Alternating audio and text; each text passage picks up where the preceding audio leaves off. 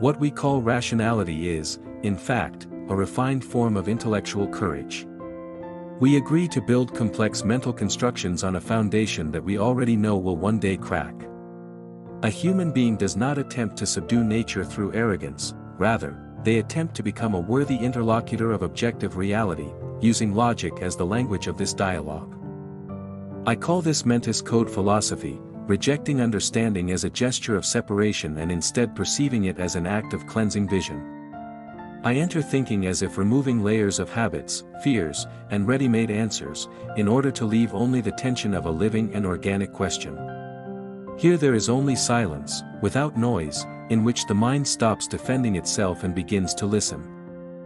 I allow myself not to know definitively, because it is precisely from this incompleteness that honesty is born. I transform the path to truth as a trophy into a way of not losing myself in the process of its search. Cognitive hygiene, which we attempt to apply, becomes the only way to preserve integrity.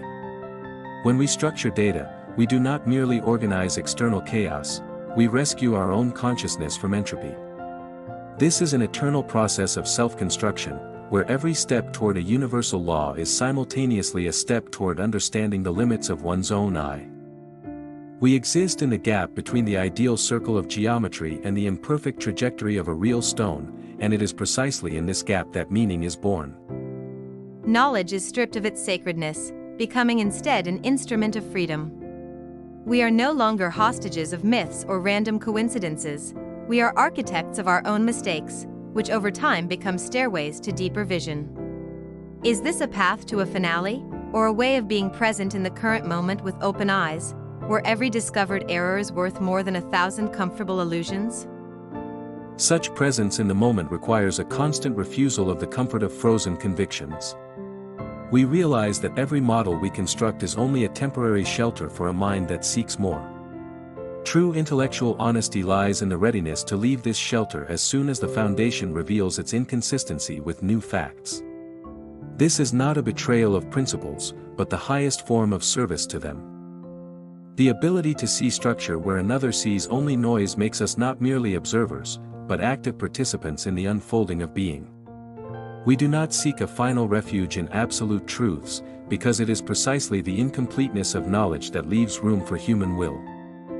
In this endless process of correcting our own vision, we find knowledge about the world, converting it into the very foundation of our dignity.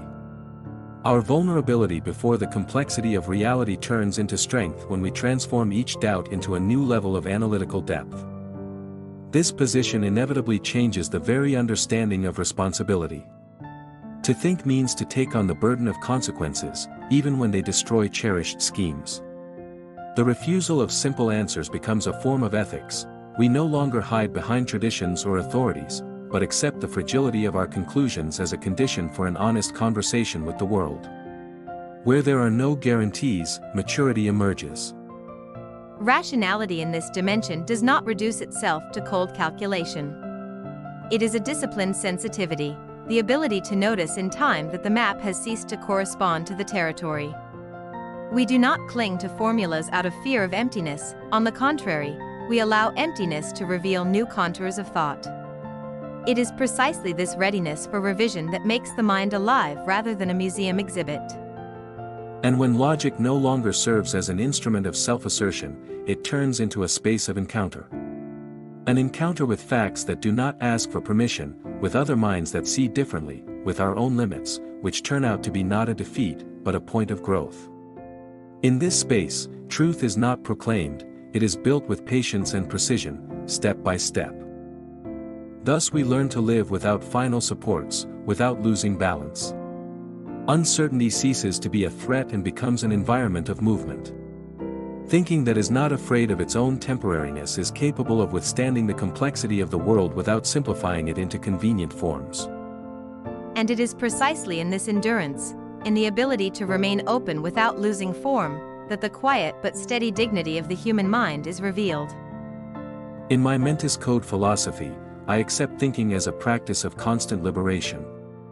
I let go of ideas as soon as they begin to demand worship, and I preserve only what withstands the test of openness. For me, this is not a rejection of structure, but a rejection of self-complacency. I remain in motion between clarity and doubt, allowing each new step to change not only the picture of the world, but also the one who looks at it. I forbid my mind to seek a finale, and I design it so that it chooses attentiveness on its own.